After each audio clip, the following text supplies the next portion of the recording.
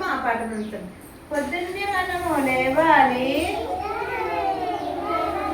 పళ్ళను బాగా తోమాలి, ఒంటికి స్నానం చెయ్యాలి, ఉతికిన బట్టలు కట్టాలి. మీ మాట వినిపించలేదు. తలనీనున్నగా దువ్వాలి, అమ్మ పెట్టింది తినాలి, చకచకబడికి రావాలి,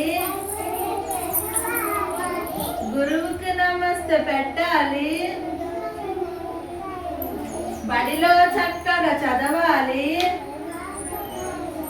అందరూ బేషని పొగడాలి.